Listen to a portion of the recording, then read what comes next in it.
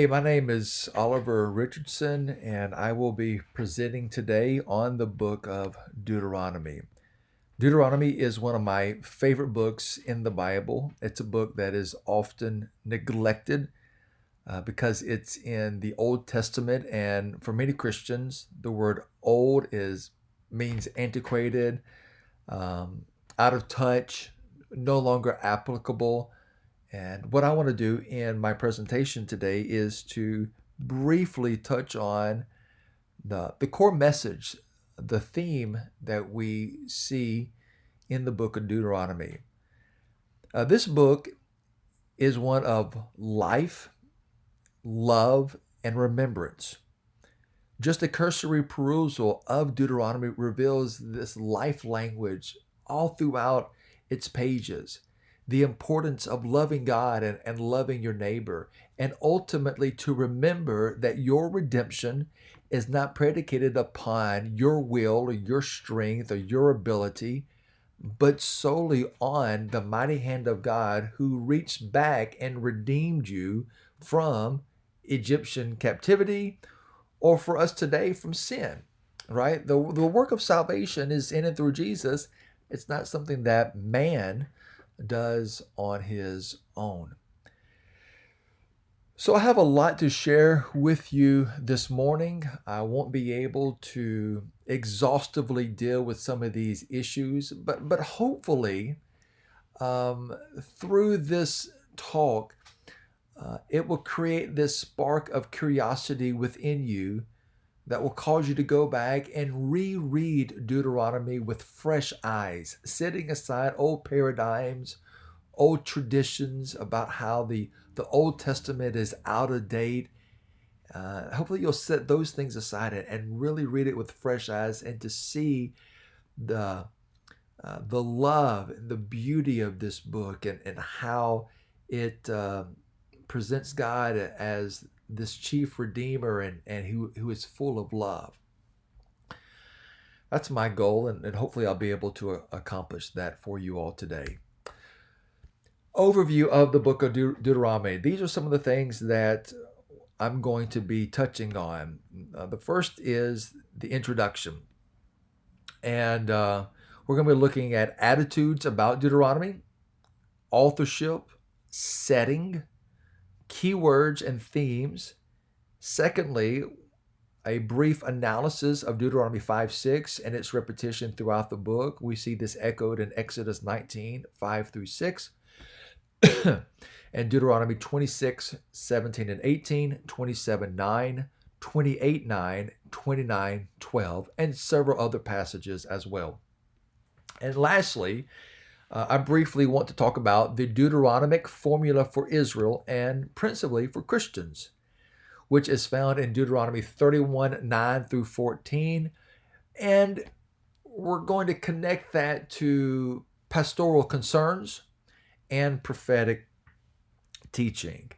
I'll be elaborating on a lot of this material in my paper that I'll be submitting here in a couple of weeks. So let's begin by looking at attitudes about Deuteronomy. What is your attitude about Deuteronomy? I've often asked this question to the churches that I've worked with and just to people in general. And I think it's a pertinent question. And here it is. What do you believe and why do you believe it? And how do those beliefs add to or take away from the quality of your life? Again, what do you believe and why do you believe it? And how do those beliefs take away or add to the quality of your life? As Christians, most of us know what we believe. Those beliefs are largely predicated upon what our minister taught us, what we heard from mom and dad, or from Sunday school, or a neighbor, or school. We simply parrot those beliefs, right? The real question is, why do you believe it? Have you actually done the research? Have you read books? Have you engaged in conversation with scholars who have put in the time and energy to understand what's going on? When it comes to the book of Deuteronomy, many sincere Christians simply parrot what they've always been taught, that this is a book that is very restrictive. It's based on a check system. You have to check this and make sure you check that. And if you don't, then God is going to come after you. He's going to judge you and ultimately condemn you. I would say that that's a poor reading of Deuteronomy, and for that matter, the first 5 books of the Old Testament: Genesis, Exodus, Leviticus, Numbers, and Deuteronomy. Some of the reasons why we do this is because I believe that we have badly misunderstood the writings of Paul. So let's look at a couple of these passages in the book of Romans. Romans 4:13-15. For the promise that he would inherit the world did not come to Abraham or to his descendants through the law, but through the righteousness of faith. If it is the adherents of the law who are to be the heirs, faith is null and the promise is void. For the law brings wrath. But where there is no law, neither is there violation. And notice that part that I have underlined. For the law brings wrath. Well, if the law brings wrath, who wants to study law? Who wants to live under law? All right? I mean, this is the response that we hear from time to time. So we read what Paul has to say about law, and then we look at the books of law, the Torah, the writings, and we come away with this understanding of, yeah, that's taboo.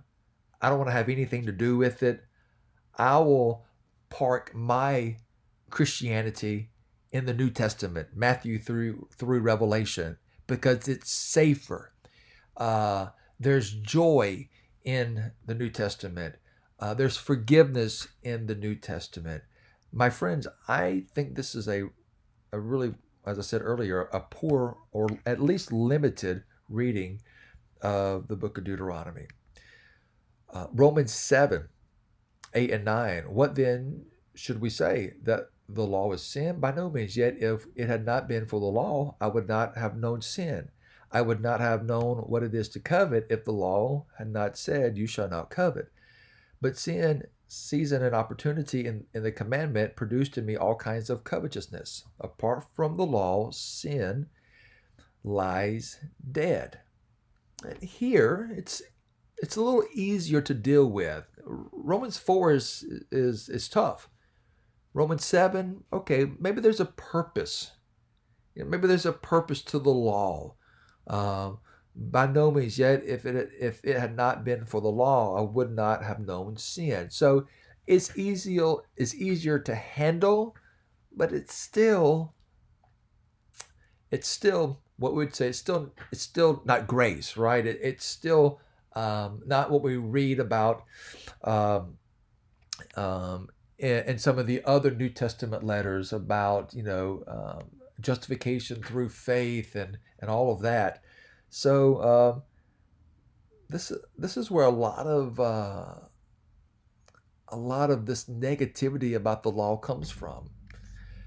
Romans 8:2-4. For the law, the Spirit of life in Christ Jesus, has set you free from the law of sin and of death. For God has done what the law, weakened by the flesh, could not do, by sending his own Son in the likeness of sinful flesh, and to deal with sin, he condemned sin in the flesh, so that the just requirement of the law might be fulfilled in us who walk not according to the flesh, but according to the Spirit.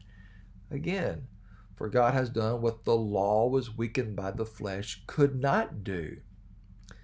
2 Corinthians 3:5-6. Not that we are competent of ourselves to claim anything as coming from us. Our competence is from God, who has made us competent to be ministers of a new covenant, not of letter, but of spirit. For the letter kills, but the Spirit gives life. Another classic example. The letter, the law, the literal kills, but Spirit, right? Spirit gives life. I'll stay in the New Testament where I can receive the Spirit is the motto of a lot of sincere, well-meaning Christians. Galatians 3:12 through 14, but the law does not rest on faith. On the contrary, whoever does the works of the law will live by them. Christ redeemed us from the curse of the law by becoming a curse for us. For it is written, cursed is everyone who hangs on a tree, in order that in Christ Jesus the blessing of Abraham might come to the Gentiles, so that we might receive the promise of the Spirit through faith. Galatians 5:18, but if you are led by the Spirit, you are not subject to the law. So I come back to this initial question, right? What is your attitude concerning the law? Concerning the book of Deuteronomy? This is something that I think we as Christians need to seriously think about. What is the problem with Deuteronomy? Well, here are the passages, and there are a myriad of other ones that we can and should look at. So we ask ourselves this question. We must ask, what is Paul talking about in Romans 4, 7, 8, 10, and so forth? What is he dealing with? Well, that is a New Testament question, and I'm sure Dr. Strickland would be honored to answer that for us. But this is an Old Testament course, and so we're not going to be deep diving into that question right now, even though it is an interesting one. There are a lot of scholars who have taken the time to look at some of these verses, to think about Paul's ministry and his relationship to Torah. And they've written massive tomes about some of this stuff. So if this is something that interests you, you may want to consider N.T. Wright, James Dunn, let's see who else, Mark Nanos, Richard B. Hayes. These are some top scholars who have written tons of books addressing Paul's relationship with the law. But I think for us, my point is this, that as New Testament Christians, quote, quote, right, we read these statements about law and we look at Deuteronomy and we say, well, you know, it's the, quote, second giving of the law. So there's really nothing there for me. I mean, I can go back and look at some of these examples, some of these stories, and you know, we can make application, but you know, just as far as like really exploring and trying to ascertain what's going on, there's really not much for me. That's kind of the mindset, and that may be an overstatement, but I think there is some truth to it. So the point is that there's no legal vocabulary in Deuteronomy. Not Paul, but Moses is not legislating law. Moses is actually presenting life, calling the children of Israel to remember and to live in love for one another, for God, and for your neighbor as well. Let's move on and talk about authorship. Who is the author of the book of Deuteronomy? Most Christians and Jewish people hold to Mosaic authorship. They do this because as they read and reflect on the book of Deuteronomy, that seems to be what it teaches. So just in the opening chapter of Deuteronomy, these are the words that Moses spoke to all Israel beyond the Jordan. Most people say, well, there it is. It's hard to misread what this verse says, that Moses spoke to all Israel. Or perhaps verse 5, beyond the Jordan in the land of Moab, Moses undertook to expound his law as follows. Okay. Or toward the end of the book, in chapter 29 and verse 2, Moses summoned all Israel and said to them, "You have seen all that the Lord did before your eyes in the land of Egypt to Pharaoh and to all his servants and to all his land." Moses summoned all Israel and said to them. So from the book of Deuteronomy, it seems that that Moses had his hand in sharing and teaching and instructing the children of Israel. But even outside of the book of Deuteronomy, like in Joshua chapter 1, verses 7 and 8, we see similar language.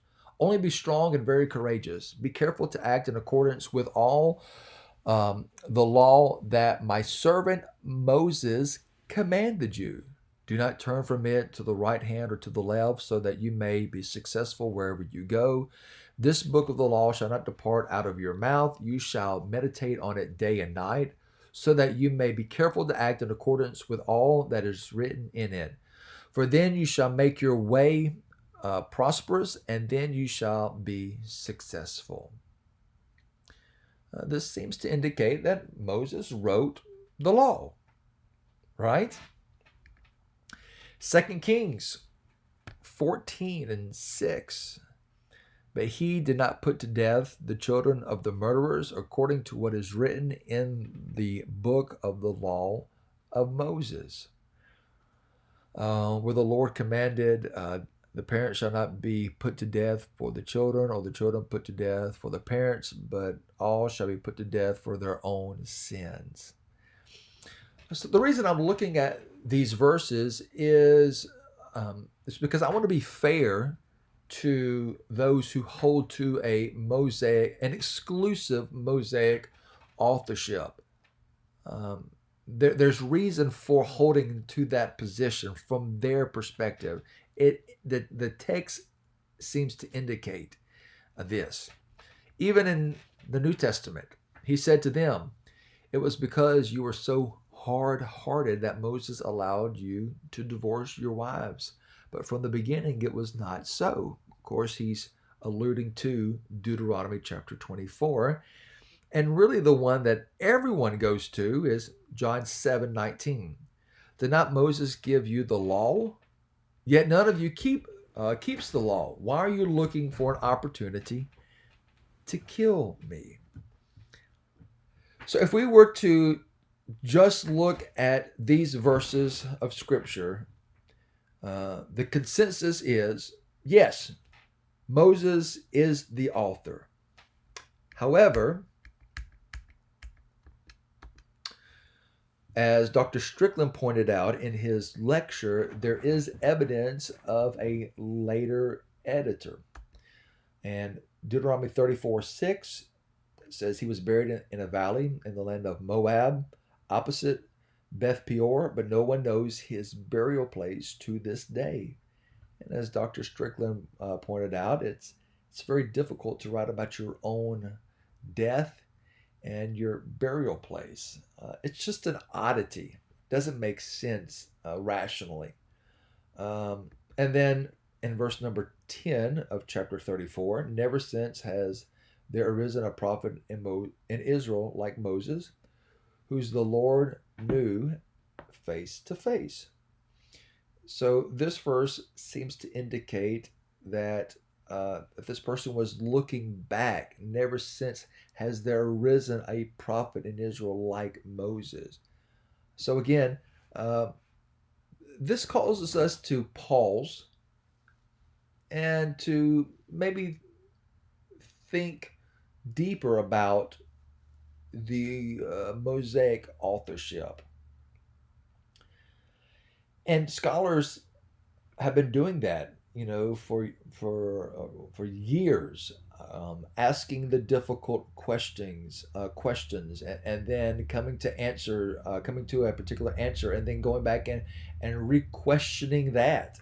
That's the way in which we grow and we learn, and we deepen our appreciation for the text and ultimately for God. There's a scholar by the name of John Levinson, who got his PhD at Hebrew Union. I'm not sure where he's teaching now, uh, but in doing some research, I came across this particular statement. Now, I will go ahead and admit that I haven't had the time to go back and do my due diligence and really research this.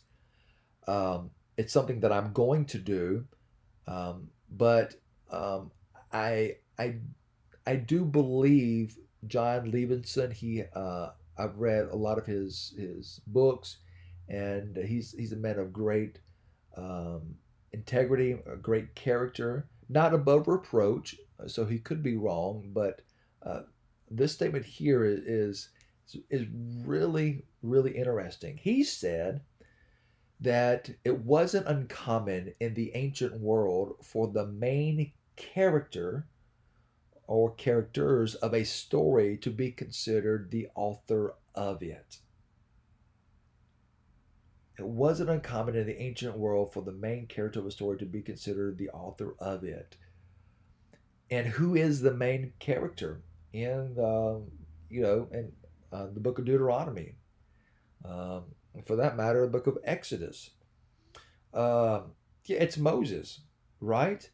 And so, if this is true, then it would make sense of those passages like in Matthew and John. They weren't saying this literally, but essentially, what they were saying was that, hey, listen, Moses. This book is all about Moses. His speeches, his his faithfulness to God, and then his radical disobedience to God. Um, so the book is all about the personhood, the actions and the interactions of Moses. Therefore, he's the author of it. I don't know. It's something to think about, something to wrestle with. Secondly, according to Gordon Wenham, the language of Deuteronomy calls into question Mosaic authorship. He says that it's sermonic, it's repetitive, and it's sprinkled with words and phrases that don't occur in the first four books. However, it does resemble language that is found in Jeremiah and Kings. Again, the point here is to get us to think about some of these things, to open our minds to various possibilities and various ways of reading the story and even thinking about the story. But I think the internal evidence, I think it points to at least another hand, if not multiple hands, that were involved in the compilation of this particular book. Um, so there's a scholar that I'm reading after, and I'm going to be citing him in my paper. But this is what he says about the internal evidence. He said the perspective in Deuteronomy seems to be from the west side of the Jordan, not the east side. The laws in Deuteronomy presuppose conditions after Israel had been settled in the land for some time and city life had developed. Excuse me. He goes on to say that chapter 17 assumes kingship had been instituted. The priestly functions described in chapter 20 come from a later time since the priesthood was not developed in Moses' day. That's interesting. The person of address in Deuteronomy changes from singular you to plural you and back again, which points to different sources. And then finally, the form of the book resembles ancient Near Eastern treaties from the 7th century BC, not the 15th century as once thought. I think he makes some real valid points, and these are things that I'm going to pursue as I continue to research and put my paper together. So, who is Moses? Whether he wrote the book exclusively or, you know, his fingerprints are throughout the book, through some of his speeches that people recall. You know, wherever you land is really peripheral to this particular point. Um, but Moses in the book of Deuteronomy is not a lawgiver, but a pastor and teacher. He's concerned about the children of Israel, and he wants them to have abundant life as they are entering into a new land, something that he's not going to get to experience because of his disobedience. At least that's what the book of Numbers says. The book of Deuteronomy says that it was because of the children of Israel. Now that's something to think about and to entertain and do some research on.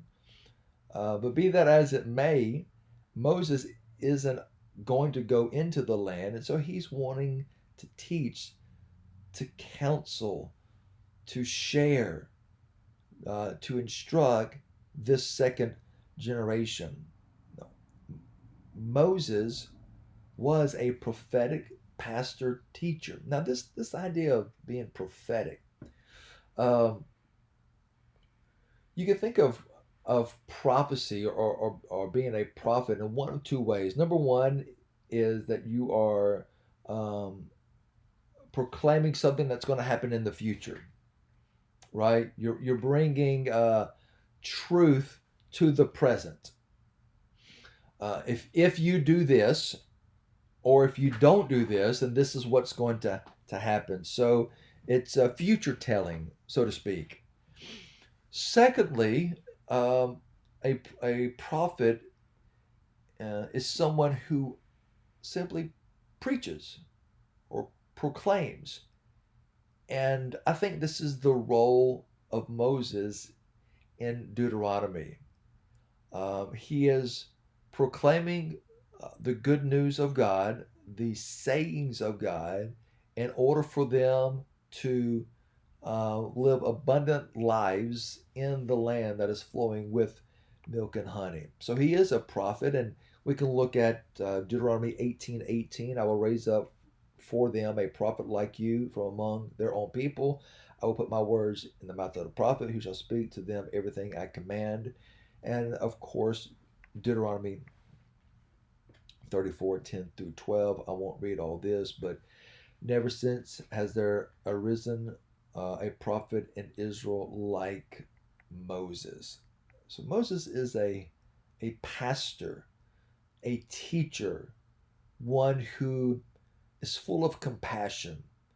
You know, what does compassion mean? Compassion is loving someone even with the foreknowledge that that person may hurt you. Um, you know, Moses was disappointed. You know, he was hurt at times by the people, and yet he stayed with them. He continued to instruct them. A man of great patience. I'm not sure. I I'm not sure I can fulfill that role, and I think if we're honest, it would be tough for many of us to do that. Constant complaining, constant griping, but he's constantly there. Um, powerful man, even though he sinned and acted in disobedience to God. Anyway, let's move on. How does Moses talk about what he's doing in Deuteronomy? Well, he is teaching. He's not legislating. He's teaching. It's the Hebrew word lamad. I am teaching or explaining or giving these rules for life to you. In 4:5, he says, I now teach you. This is what I want us to focus in on. This phrase, teaching, not legislating, not giving a bunch of rules. Why do you teach? Well, you teach because you care. You teach because you care. Are people going to disappoint you? Yeah, absolutely. Are you going to get frustrated at times? Of course. I'm sure that even in college, I'm sure Dr. Strickland has had some of these frustrations dealing with students who are lazy, who don't care, who are always turn assignments in late. It's frustrating. It's irritating. It's a pebble in your shoe. It's a pain in our side. But you continue to do it because you care. You continue to teach and to instruct because you are a person, a man or woman of compassion. This is what Moses is doing. He is teaching because he cares. In chapter 5 and verse 1, Moses convened all Israel and said to them, Hear, O Israel, the statutes and ordinances that I am addressing. Devar, that he spoke to them. Chapter 6, verse 1, the Lord your God charged me to teach you to observe. Lamad again, okay? And then here at toward the end of the book, 31, 12, and 13, assemble the people, men, women, and children, as well as the aliens residing in your towns, so that they may hear and learn to fear the Lord your God and to observe diligently all the words of this law, and so that their children who have not known it may hear and learn to fear the Lord your God as long as you live in the land that you are crossing over Jordan to possess. Hearing, learning. How are they going to know? How are they going to recall the story of God and the Exodus? It's because Moses is reminding them. He's teaching them. You need to be thankful. You need to serve God because of what God did for you. See, Moses is teaching covenant fidelity. That is faithfulness to God. When we read Deuteronomy, we need to read it from a pastoral concern from Moses. Very, very important. All right. So what is the message in Deuteronomy?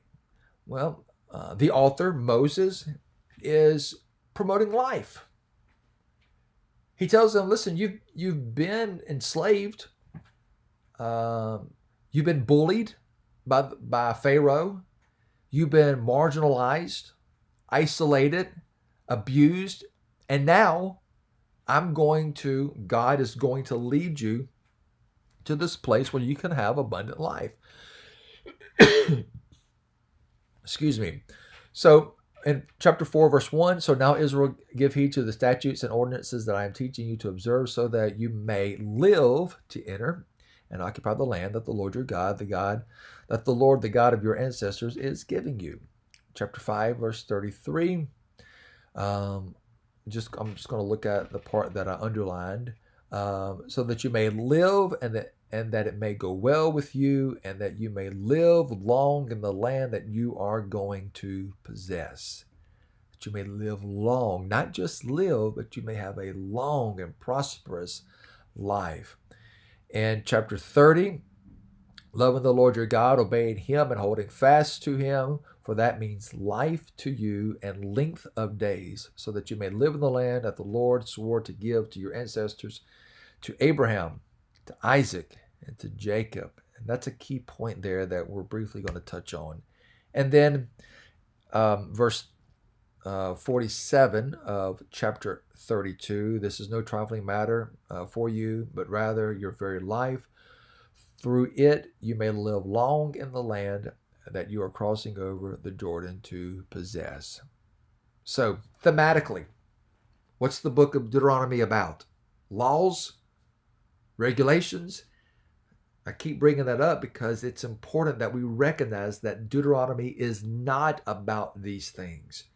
It is, however, about living a long life in the land, loving God, uh, not serving the other Elohim, the other gods, but trusting in God alone.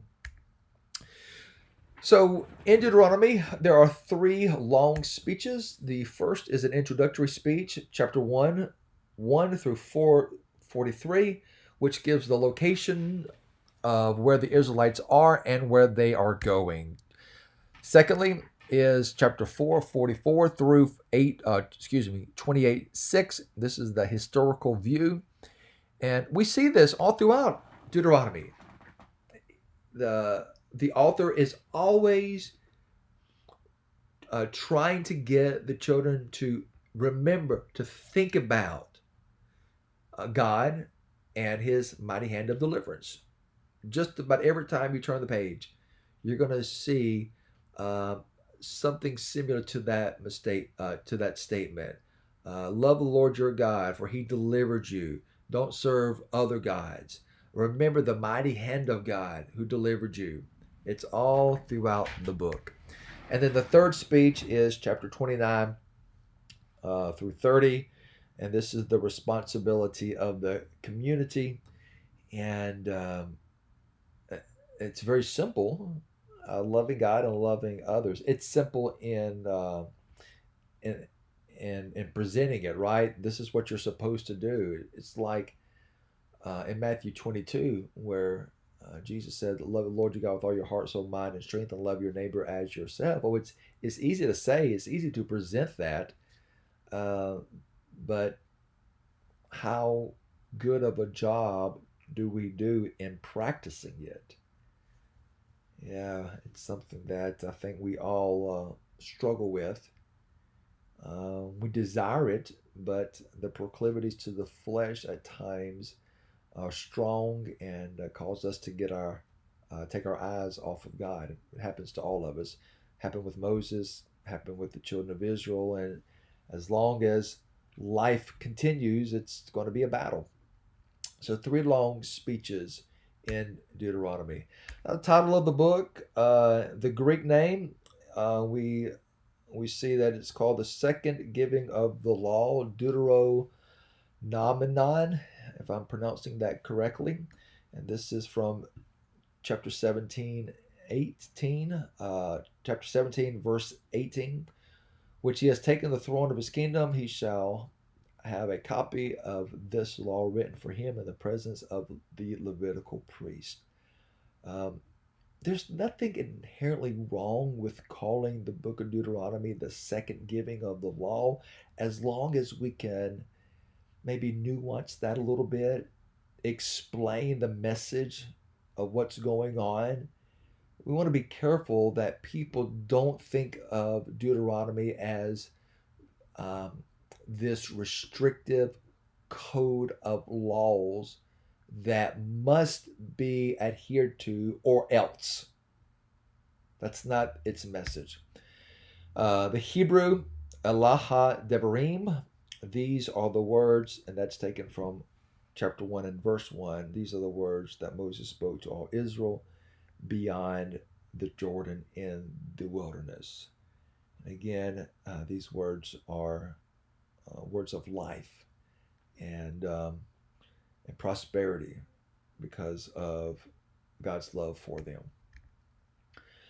Now, as we um, seek to understand Deuteronomy, we need to we also need to understand the flow of Torah in order to appreciate what's going on.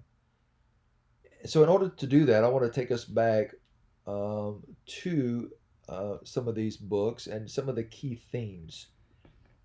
So, in Genesis, we read about the creation.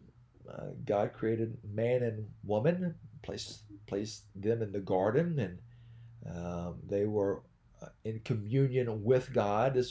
This is God's original plan that human beings bear His image, not only in the divine family, but also in the earthly family as well. However, sin crept in, and there was a fall, and Adam and Eve were we say kicked out of the garden. I think that's harsh language.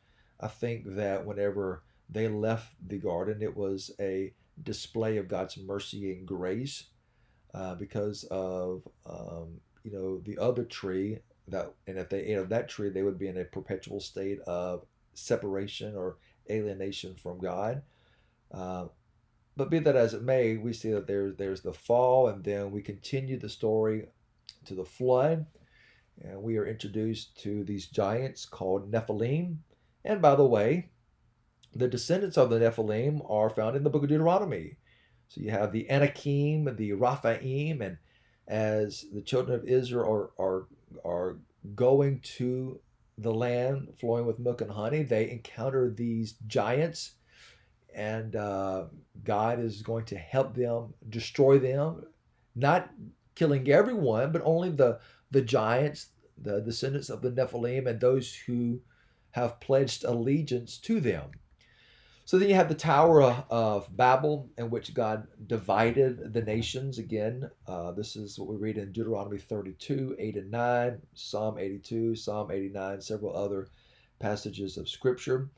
And the plan of God in Genesis 1 for Adam and Eve to represent Him seems to have failed because of sin. And so the Tower of Babel, they're united, and God divides them. But out of this division, God is going to look for another man or family by which He can bless the nations. And so out of the division of the nations, we see that God chooses Abram, the family of Abraham. So then we come to the book of Exodus, and in the book of Exodus, it begins to unfold the promise of Abraham. Things start happening. We see this deliverance out of Egyptian slavery.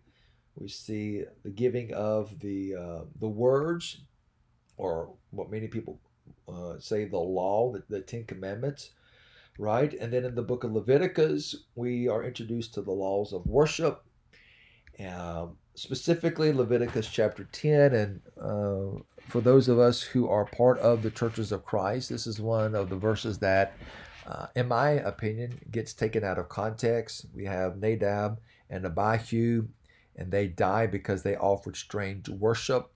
And then many sincere believers will take that story and really, I believe, snatch it out of its context and come up with this theology that is really foreign to the immediate and remote context of Leviticus chapter 10.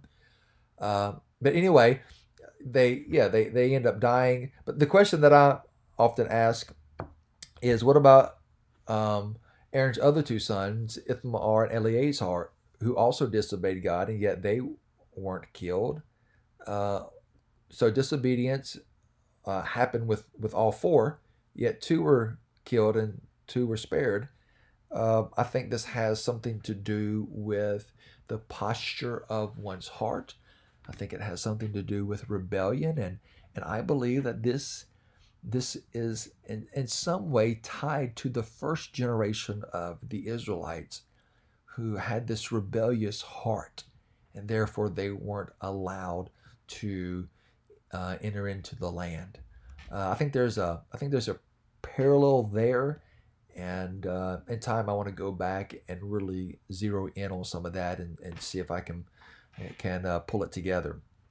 Anyway, then you come to the book of Numbers, and you have the wilderness for 40 years, and then that generation dies out because, again, I think it has to do with rebellion.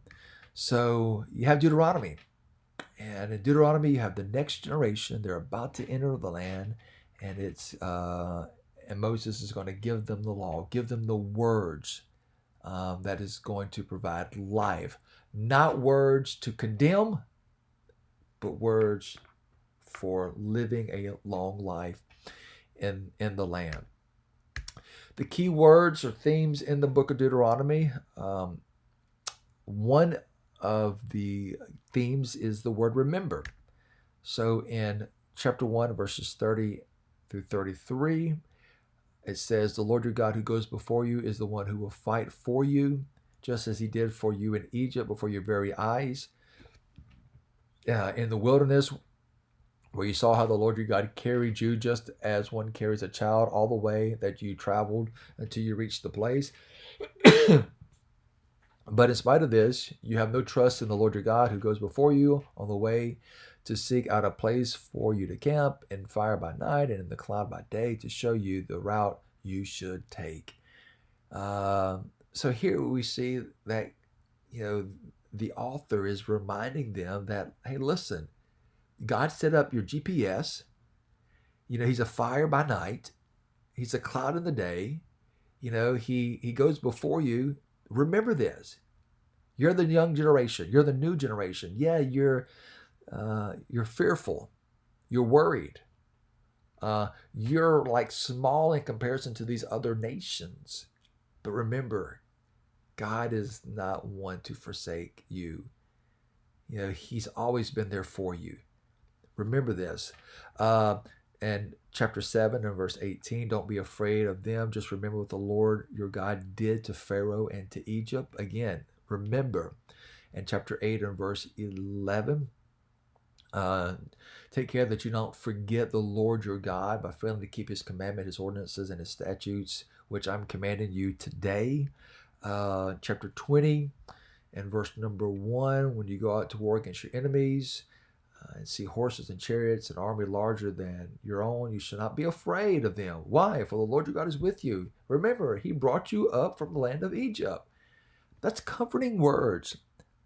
It's comforting words to know that God is always with us. No matter what we're going through, he stands with us in the good, the bad, and the ugly, right? So, oops, that's not where I wanted to go. Sorry about that. So the point here is that that this idea of remembering God, remembering his mighty hand is a theme that we see all throughout this wonderful book.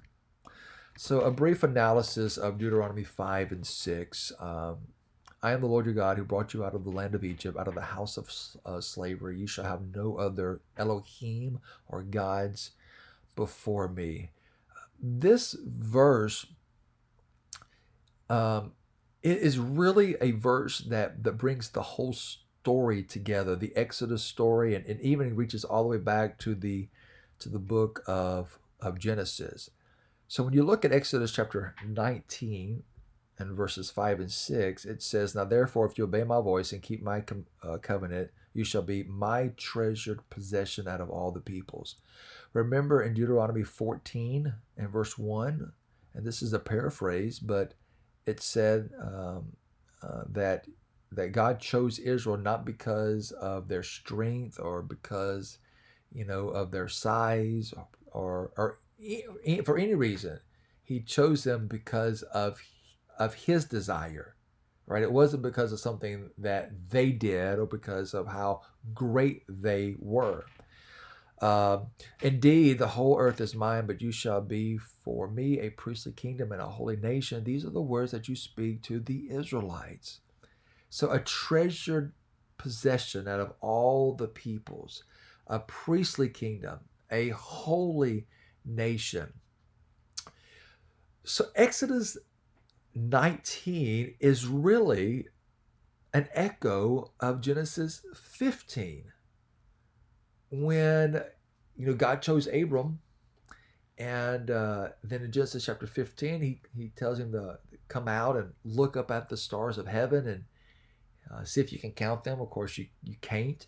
And he says, "So shall your descendants be. So shall your descendants be." The story of Deuteronomy is the fulfillment of God's covenant with Abraham to have his family represent him in this land. Now we know the rest of the story, right? And we know that this doesn't happen. They end up falling prey to other gods and disobeying God. But this doesn't negate the fact that this was the idea. This was the expectation. So Deuteronomy 5:6 is tied to the Exodus as an Exodus account, and Exodus actually reaches back to um, to the vocation of Abraham in Genesis chapter 12, and it's this idea of renewing it, right? So Deuteronomy in general is a book about the renewal of um, the Abrahamic covenant, the Abrahamic vow to represent, to image um, God, and to ultimately be a light to the nations. Um, a couple of the passages in line with Deuteronomy 5:6. Remember that you are a slave in the land of Egypt, uh, and the Lord your God brought you out from there with a mighty hand and an outstretched arm. Therefore, the Lord your God commanded you to keep the Sabbath. And here are some other passages that you can go back and review if this stuff, if it's interesting to you. It may not be, and that's totally fine. Um, Basically, the same idea here. We're going on to the fourth sentence: to enter into the covenant of the Lord your God, sworn by an oath, which the Lord your God is making with you today, in order that He may establish you today as His people, that He may be your God as He promised you, and as He swore to your ancestors to Abraham. That talks about Genesis 12, to Abraham, to Isaac, and to Jacob. Moving along, I'm already over 50 minutes, so let me try to speed up a little bit. Deuteronomy 5:6, I am the Lord your God who brought you out of the land of Egypt from the house of bondage. This phrase, I am the Lord your God, is mentioned 70 times in Deuteronomy. 70 times. There's a reason for this. It's to get our attention. That God is the supreme God, and that if we want to live a healthy, long, prosperous life, that we are to surrender and to submit to Yahweh. The Deuteronomic formula. I think it begins here, or the question of how to live for God begins here. I call heaven and earth to witness against you today that I've set before you life and death, blessing and curses. Choose life. Right? That's the question. It's actually the statement. I mean, if you don't choose life, then curses are going to come upon you. If you choose life, the blessing. So it's a statement and it's a question. Choose life so that you and your descendants may live loving the Lord your God, obeying Him, and holding fast to Him. For that means life to you and length of days, so that you may live in the land that the Lord swore to your ancestors, Abraham, Isaac, and to Jacob. This is so vitally important, this last statement, to Abraham, to Isaac, and to Jacob. Again, the book of Deuteronomy is an echo of Genesis 12, of having a family that represents God. Think about it. Think about this. God did not choose Israel because they were special. No. God chose Israel because all of His creation is special. And the way in which God blesses all of His creation is going to be through Israel. Okay? That's something that we can look at. I'm sorry about that. Call from 228. Okay, I am at the office and I forgot to take the phone off the hook, so I apologize. Um, so choosing.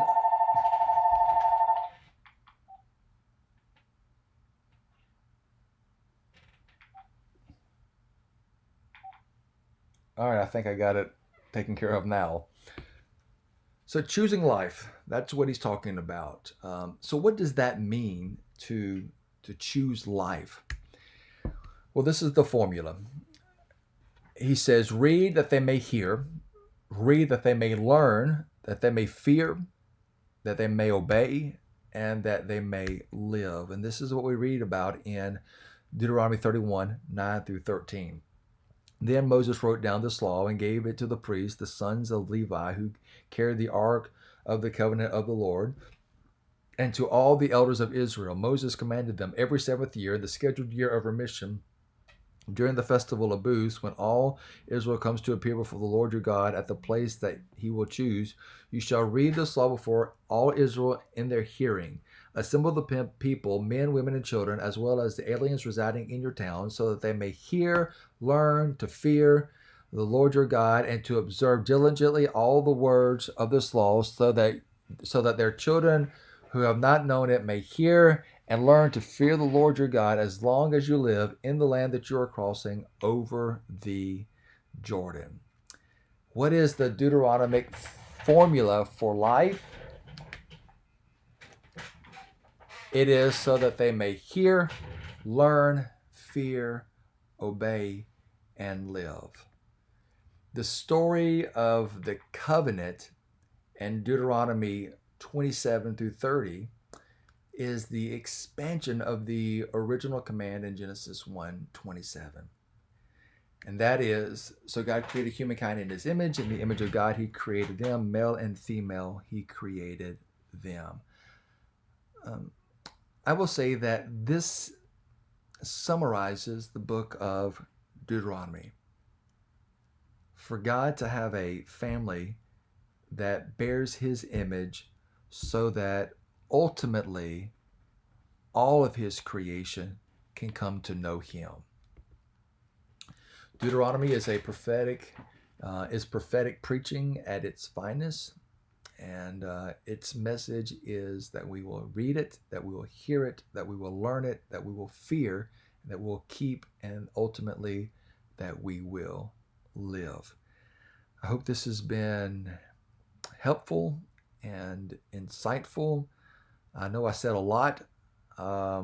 There's a lot more to say, and I appreciate the opportunity to share this with you all. And again, I do apologize about the phone call. Take care. God bless you.